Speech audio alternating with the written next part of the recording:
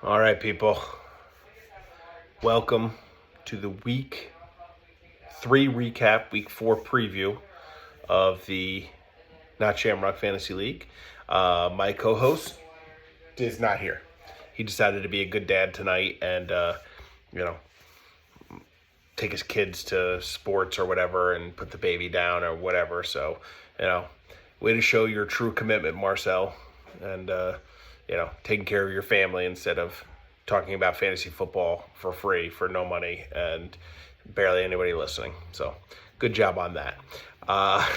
So, week 3, let's talk about it. We'll start. Well, first of all, let's talk about just football in general and fantasy. Football's drunk. Everybody's hurt. Nobody has anybody on the bench that can even play. Football's crazy right now. This was an excellent week for me. My fantasy teams were 5-0 this week. I did have one loss, but it's in a dynasty league that I'm intentionally tanking in to get the number 1 pick next year. So that one I don't care about. So in the leagues that matter, I was 5-0. The Justin, in his league, I won on the extra point kicked with 1 minute left in the Bengals. It was a Bengals and Redskins game the other night. It gave me a half-point lead against Justin, and I beat him 168.5 to 168. So I was pretty pumped. In addition to obviously the Bills winning, this reminds me of Week 4 last year. The Bills had beaten the brakes off Miami, coming off the week where Miami had just scored 70 points. The Bills beat the crap out of them. I had a great fantasy week, and I was on such a high. And this week, 5-0 fantasy. The Bills are 3-0, dominated on Monday Night Football. And all I can think is it can only go down from here. So I'm ecstatic at the moment, but it's like in any show, the characters can't be happy for too long. It's the end is coming, and I'm waiting for the monster around the corner. So I'm sure that is coming. Last year, after that great week, the next week was the London game where we lost to Jacksonville, and Matt Milano broke his leg, and Daquan Jones broke his shoulder, and it's just bad. So here's hoping. Next 3 weeks at the Ravens, at the Texans, at the Jets. So is quite the murderer's row. So we'll see what happens. But right now, 3-0, feeling great about football. Jets fans, I know you guys are super high right now, coming off that performance. 24 points scored against the Patriots at home. Whew, you got to feel thrilled about that. Now, obviously, I'm going to tease because that's what I do. But I thought Rodgers looked great. The Jets. You obviously are happy about that game. You want to see more of it because the Titans game wasn't clean, and obviously the 49ers game didn't go very well. But the if you guys play anything like you played on Thursday night going forward, Jets are going to be a problem. Giants fans, you got to win. Thanks for costing me money because I took the Browns money line in that game. Right now, Malik is the real deal. I'm very upset that I traded him away in Dynasty. But Malik's a stud. You got to feel great about that. I don't think the Patriots are as bad as they played on Thursday. I don't think they're as good as they played the first 2 weeks. They are what, in the words of Denny Green, they are what we thought they were. The Pats are going to be a 5-win team this year. And, all you're hoping to see is some solid development, and you want to see Drake May get in there and perform reasonably well. You want to see signs that he's the guy. But I get not putting him behind that offensive line because he's going to get killed back there. So we'll see. For Marissa,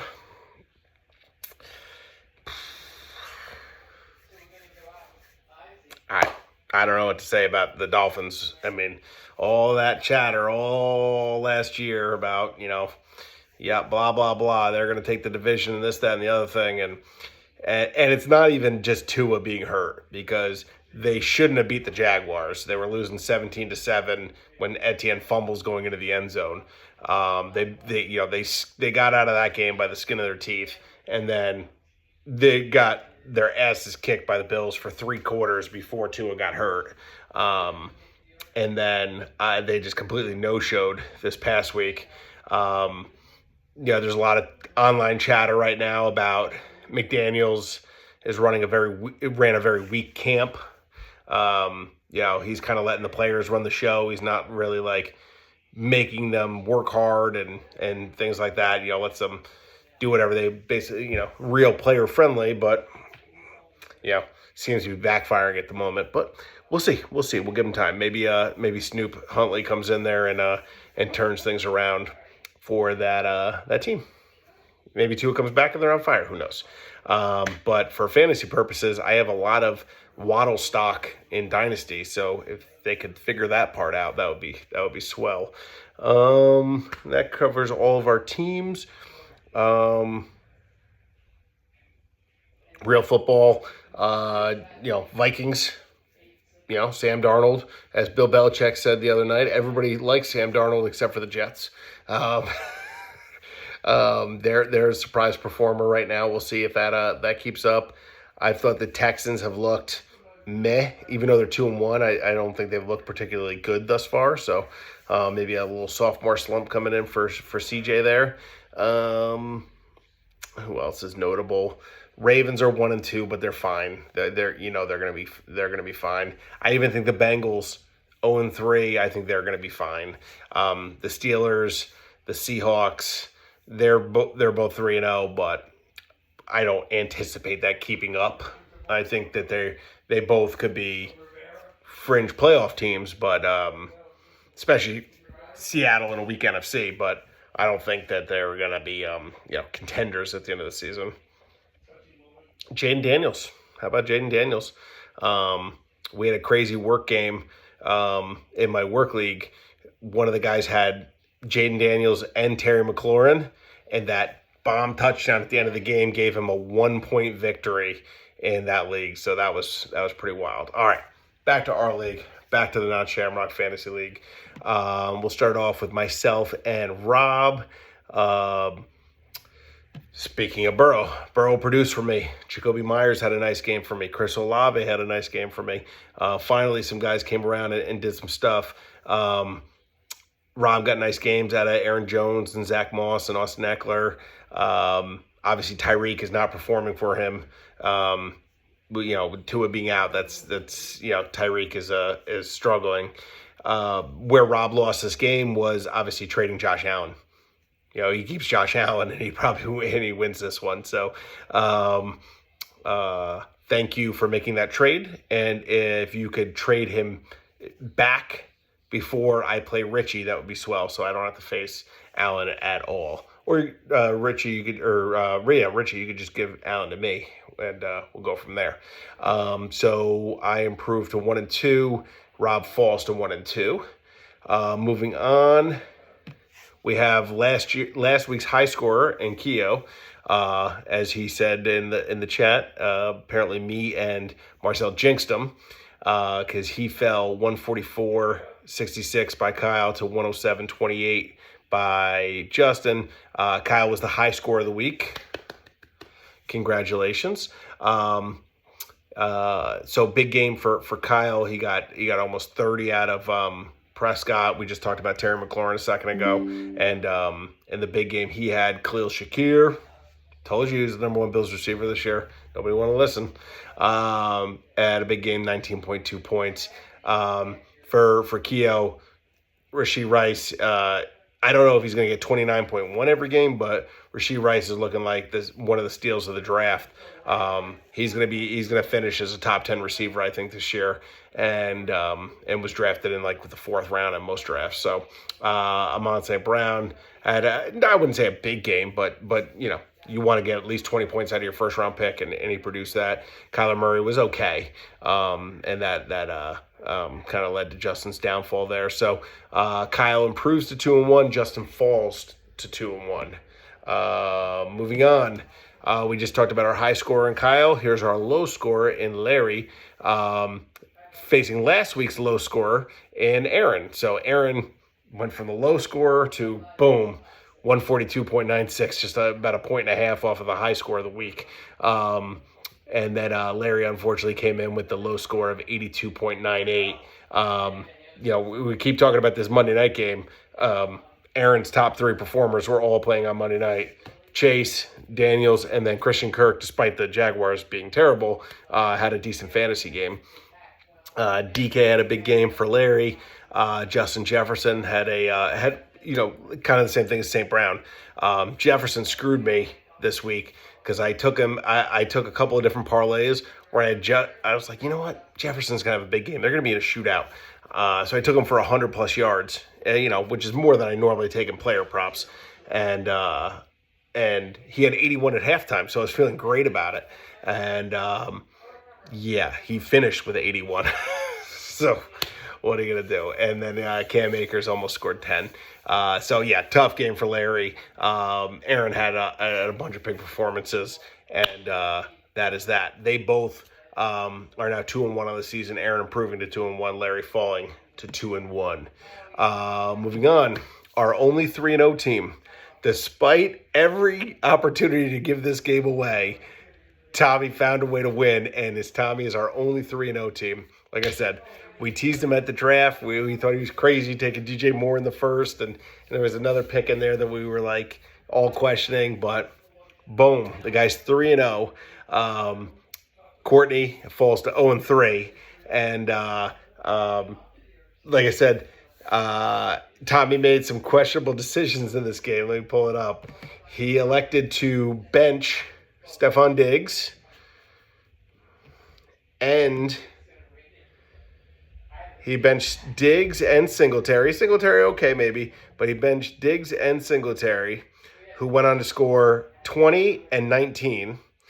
And in their place, he elected to start Demarcus Robinson, who scored 4, and Rashid Shaheed, who scored 0. So he gave away 33 points right there, and then he started a defense that scored -6. So Tommy gave away 39 points and still managed to come up with the 116-108 win. Courtney, for the second week in a row, has elected to start Keenan Allen, who has been inactive both weeks. So there's that. And that kind of explains it. I don't really know what else to say about that. Somebody trade Courtney a receiver. He's got 3 quarterbacks, and 2 tight ends. So somebody figure that one out. And one of those tight ends is Mark Andrews, who doesn't apparently play football anymore. Like I said, Tommy 3-0, number 1 seed, and Courtney falls to 0-3. This next matchup, obviously our closest matchup of the week. JJ edges out Richie by 1.1 point, 135 to 134, and Josh Allen was the man for a half because he didn't have to do anything in the second half, and Josh Allen finishes with 31 points and doesn't do anything at all in the second half, and then they pull him and put Trubisky in, just hand the ball off the rest of the game, and Richie ends up losing by 1 point. So I mean, one more Josh Allen scramble, one more decent pass down the field, dump off a screen pass to James Cook and let him take it 25 yards, and Richie's got the win, and didn't happen. So JJ's off the schneid. He improves to 1-2. Richie falls to 0-3 with that devastating performance. Besides Josh Allen, Richie had an okay game from Jahmyr Gibbs. Got saved on that hook and ladder play that he got a touchdown on. Giants defense was actually his third biggest performer with 15 points. JJ, big game from Chuba Hubbard, big game from Amari Cooper, big game from Brock Purdy, and pulls off the victory there by, like I said, by 1.1 points. So that was me and Marcel were texting each other that night during the Monday night game because him and I were both needing Chase to get a few more points to get us our other wins. Chase actually didn't come through for me. It was the Bengals kicker that got me that win over Keo. Chase not getting any catches on that final drive, unfortunately, caused Marcel to lose by a point in whatever matchup he was in. So, yeah. I forget where we're going with that, but that's what that was. Moving on. Let's talk Marissa and Ken. Ken is victorious. Hakua. Also, quick shout out to Ken. I don't know if you guys all saw. Soph is already, she's ninth grade, I believe, and she's already gotten a offer from a CUNY college. I think it was the college in New York or something like that. Already getting track and field scholarship offers. So props to Soph on that. Congratulations. And many, many more offers to come, I'm sure. So Hakua gets the 132-109 victory against, that's what C said. Yeah, so Ken with the big win there. I went and looked to see if there's anything that Marissa could have done there. It really wasn't. She got big games out of Malik Neighbors, who's looking like a stud. Bills defense, props to you for starting them this week after you benched them last week, and that cost you. And then Sutton had an okay game. Ken, monster game out of Derrick Henry. Please don't let Derrick Henry have a big game this week. I don't care about winning in fantasy. I just care about him not running all over the Bills defense. Montgomery with a big game. Jets defense with a big game. And Ken gets the big victory there. He improves to 2-1. Marissa, this is the curse. Okay, you beat me week 1, and after you beat me, you don't get to win. So, unfortunately, that didn't apply to Zach. Zach went on to win after beating me as well. Marissa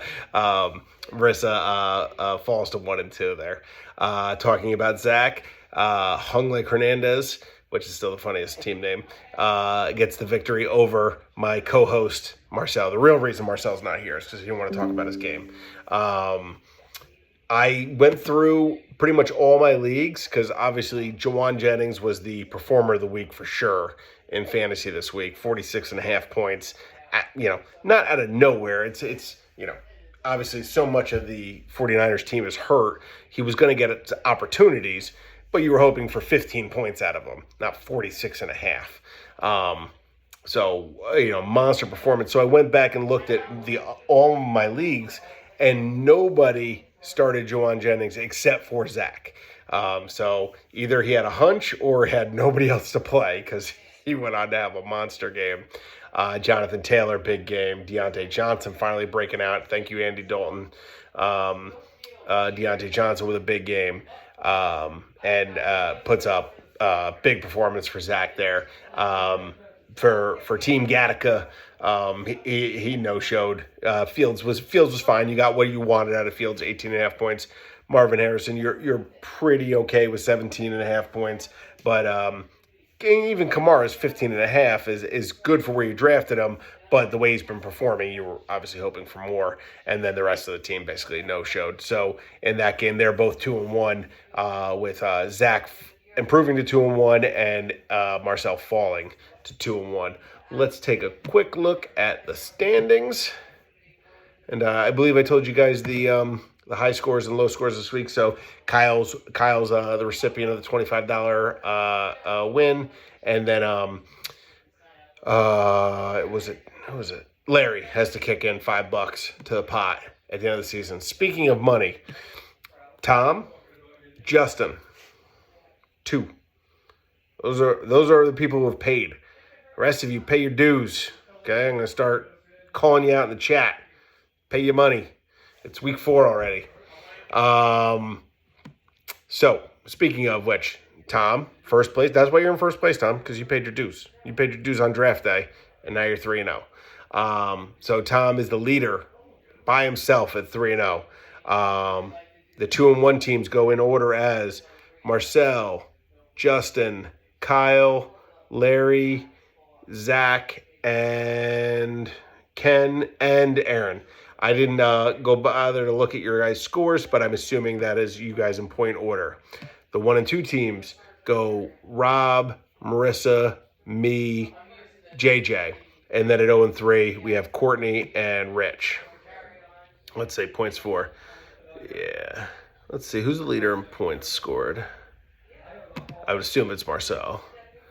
Yep, Marcel. So in points scored, it goes Marcel, the 2 seed, then the 3 seed in Justin, and the 4 seed in Kyle. And then here's where it gets interesting. The 5th highest scoring team is the 9 seed in Rob. Rob's got 378 right now. And let's see, if Rob kept Allen, he would be, let's see, he would be the 3rd highest scoring team. And then here's where fantasy football gets crazy. The 5th highest scoring team is the 1 seed. And so on and so forth. Aaron is the lowest scoring team in the league, and he's 2-1. So make it make sense. Is what it is. So that's where everyone's at scoring-wise. Let's take a look at this week's matchups.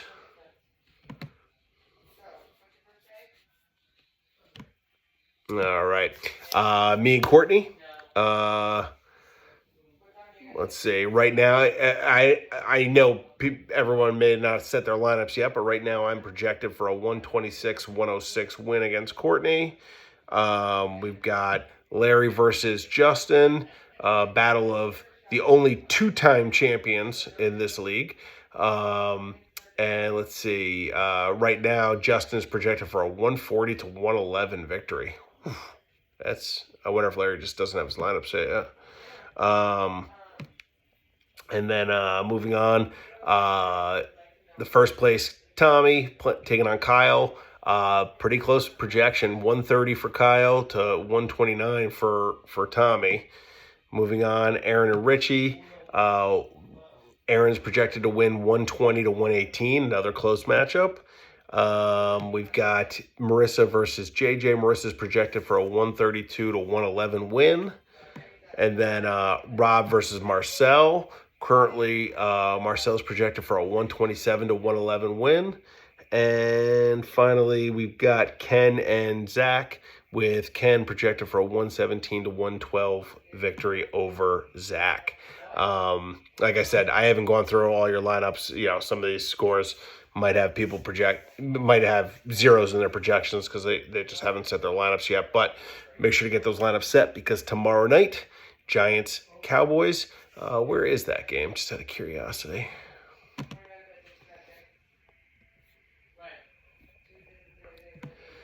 That's at the Giants. All right, I let us know in the chat if any of you Giants fans are going to the game, because looks like you can get tickets for as low as $67. Real Giants fan would be there. Just saying. And then for the rest of our teams, we're on Sunday night. We're playing. We're at the Ravens, so definitely no cakewalk there. Marissa, you're back to where everything started to go downhill for you guys last year with Tennessee at Miami. That's where it all started. Hopefully, Will Levis can keep it going. I think, JJ, you guys were playing the 49ers, right? I don't remember if it's in New England or in San Francisco. At San Francisco, so just New England should just save themselves the trip and just forfeit the game, because that's not going to go well. And then who the Jets play? They had a cakewalk, right? Yeah, Denver at the Jets. That's I know they put up a nice fight against Tampa last week, but I would be very surprised if the Jets aren't not just victorious, but easily victorious in that game. So, yep, there's your Week 3 recap, your Week 4 preview. Go Bills, and see you all soon.